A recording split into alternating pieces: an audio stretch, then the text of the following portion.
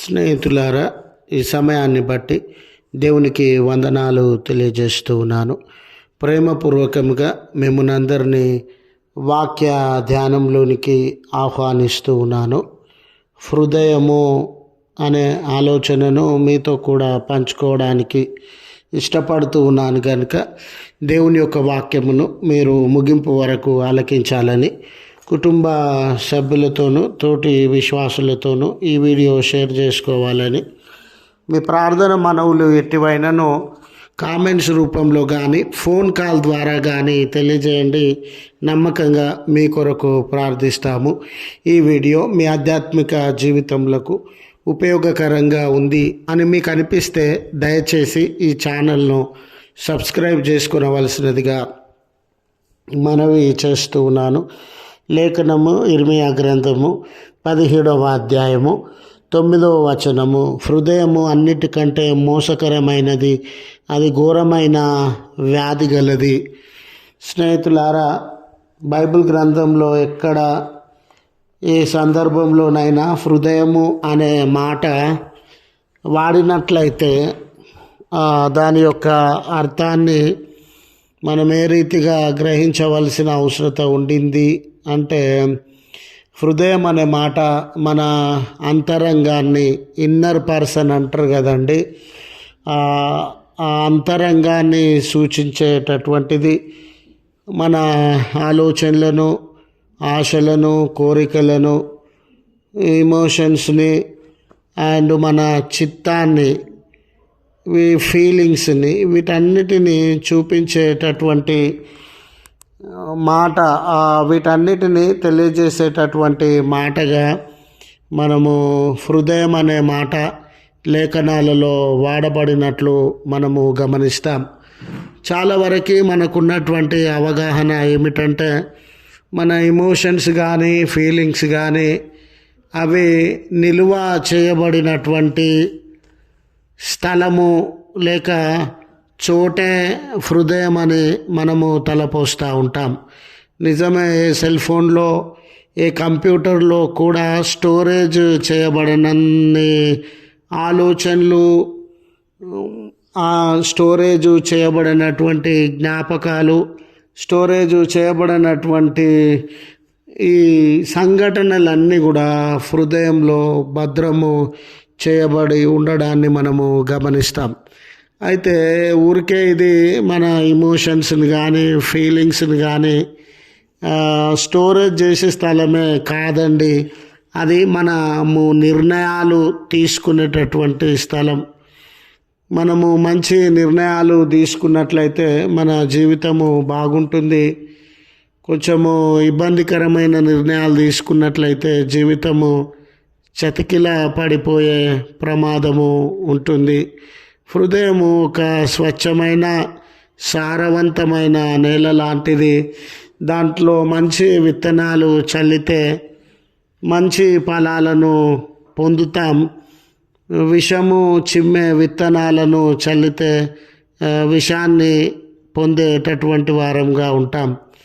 హృదయంలో మంచి ఆలోచనలతో నింపబడినప్పుడు మంచి నిర్ణయాలు, మరి యోగ్యము కానటువంటి ఆలోచనలతో నింపబడినప్పుడు చెడు ఫలితాన్ని మనము అనుభవించేటటువంటి వారంగా ఉంటాం. అయితే మనకున్నటువంటి బలహీనత ఏమిటంటే, మన హృదయంలో ఆలోచనలు ఉంటాయి కదండి, నిర్ణయాలు ఉంటాయి కదండి. మనము చాలా వరకు మన హృదయంలో జరిగేటటువంటి గొప్ప పొరపాటు ఏమిటంటే, మనము జరిగించినటువంటి నిర్ణయాలన్నీ సరి అయినవే, న్యాయబద్ధమైనవే, ఆమోదయోగ్యమైనవే అని మనము భ్రమపడేటటువంటి వారంగా ఉంటాం.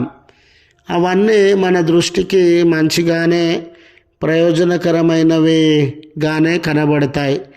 వాస్తవానికి మన సొంత ఆలోచనలు, సొంత తలంపులు, సొంత జ్ఞానము ఆధ్యాత్మిక జీవితానికి అంతగా ప్రయోజనకరమైనవేమీ కావు.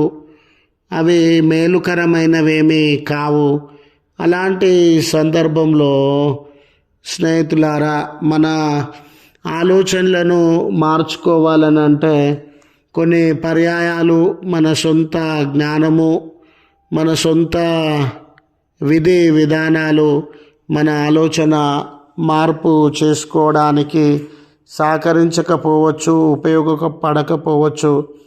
అలాంటి తరుణంలో దేవుని యొక్క కృప మన జీవితములను మలిచేటటువంటిదిగా, దేవుని యొక్క కృప మన హృదయాలలో నూతనత్వాన్ని కలుగజేసేటటువంటిదిగా ఉంటూ ఉన్నది. దేవుడు మనకు అందించిన వాగ్దానం ఏమిటంటే నూతన హృదయాన్ని నీకు అందిస్తానని. ఈరోజు మన హృదయంలో ఉండినటువంటి ఆలోచన బహుశా గ్రహించగలిగిన శక్తి మనుషులలో ఎవ్వరికీ లేకపోవచ్చు. కానీ మన హృదయంలో ఎటువంటి ఆలోచన ఉందో మనము ఎరిగినటువంటి వారం.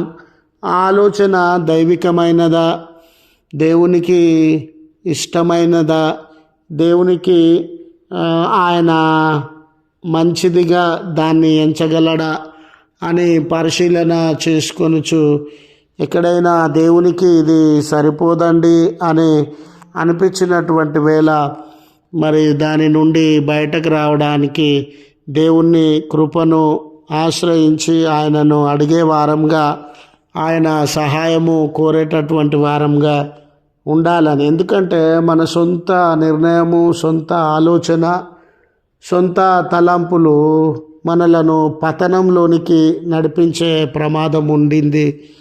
ఆ పతనము మన జీవితాలలో రుచి చూడకముందే మన హృదయాలను నూతనత్వంలోనికి నడిపించాల్సిన అవసరత ఉండింది అని గుర్తు చేస్తూ ఈ మాటలు ముగిస్తూ ఉన్నాను. ప్రార్థించుదాము. కృపగల తండ్రి, ప్రేమగల మా దేవ, నీ పరిశుద్ధ ఉన్నతమైన నామమునకు వందనాలయ. మా హృదయములు చెడుతో ఆయాసములతో నింపబడిన తరుణంలో కూడా ఇతరులకు ఇబ్బందికరంగా వ్యవహరిస్తూ ఉన్న తరుణంలో కూడా మా ఆలోచనలు శ్రేష్టమైనవని, సరి అయినవని వాదించే లక్షణం కలిగినటువంటి వారంగా మేమున్నాం.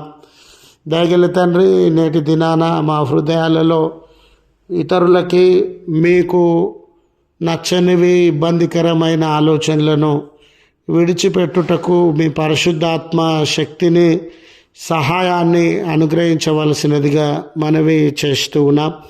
ఈ ప్రార్థనలో ఏకీభవించుచున్న నీ ప్రియబిడ్డలను జ్ఞాపకం చేసుకునండి. వారి జీవితాలలో, కుటుంబాలలో ఉన్నతమైన దీవెన, ఆశీర్వాదములను అనుగ్రహించండి.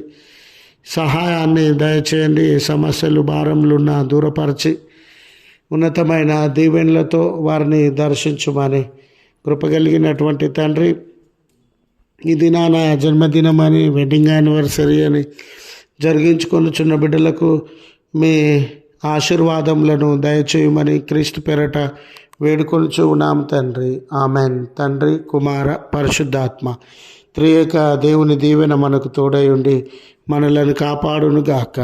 ఆమెన్.